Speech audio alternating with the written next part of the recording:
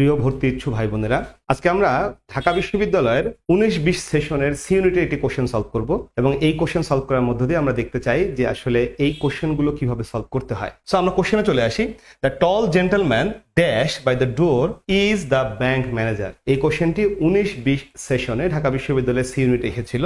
Option A who standing, option B is standing, option C stands এবং option D হলো standing, শুধু standing. এই কোশ্চেনটি আমাদের ইংরেজি গ্রামারের সেন্টেন্স স্ট্রাকচার নামের টপিক থেকে নেওয়া হয়েছে। এখন এটা সমাধান করার সিস্টেমটা কি? এটা সমাধান করতে হলে প্রথমে যেটা আমাকে দেখতে হবে সেটা হচ্ছে অপশন এ তে হু আছে। হু হলো একটি ক্লজ মার্কার। তো আমরা জানি যখন একটা ক্লজ মার্কার কোন একটি সেন্টেন্সে থাকে সেটা একটা কমপ্লেক্স সেন্টেন্স হয় এবং সেই কমপ্লেক্স সেন্টেন্সে আমরা জানি যে ফাইনাইট ভার্ব থাকে হচ্ছে ক্লজ মার্কার একটা হলে ফাইনাইট ভার্বের সংখ্যা হয় দুইটা। তো আমি যদি অপশন এ কে এখানে বসাই তাহলে এই পুরো বাক্যটার ভিতরে একটি ক্লজ মার্কার হু পাওয়া যাবে, তাহলে ফাইনাইট ভার্ব লাগবে কয়টা? দুইটা। তো আমাদের এই বাক্যটার মধ্যে একটি মাত্র ফাইনাইট ভার্ব ইজ দেওয়া আছে, কিন্তু আর কোনো ফাইনাইট ভার্ব দেওয়া নেই, এমনকি অপশন একেও দেওয়া নেই। তাই এটা যদি বসাই তাহলে আমাদের ফাইনাইট ভার্বের সংখ্যা দুইটা লাগবে, সেই দুইটা কিন্তু পূরণ হয় না। এই জন্য আমরা অপশন এককে বাদ দিলাম। অপশন দুই যদি আসি,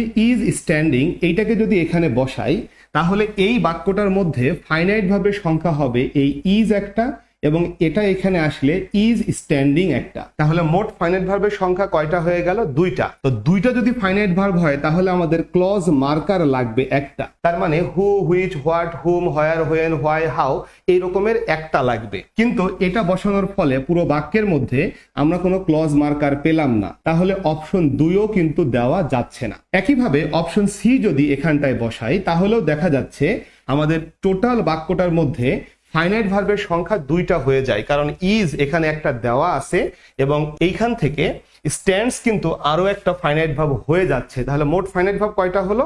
দুইটা। কিন্তু আবারও একটা ক্লজ মার্কার লাগবে, সেই ক্লজ মার্কারটা কিন্তু এখানে বসালে আসে না। তার মানে অপশন সিও হলো না, অর্থাৎ এইখানটায় একটি নন ফাইনাইট ভার্ব লাগবে, সেটা হচ্ছে স্ট্যান্ডিং।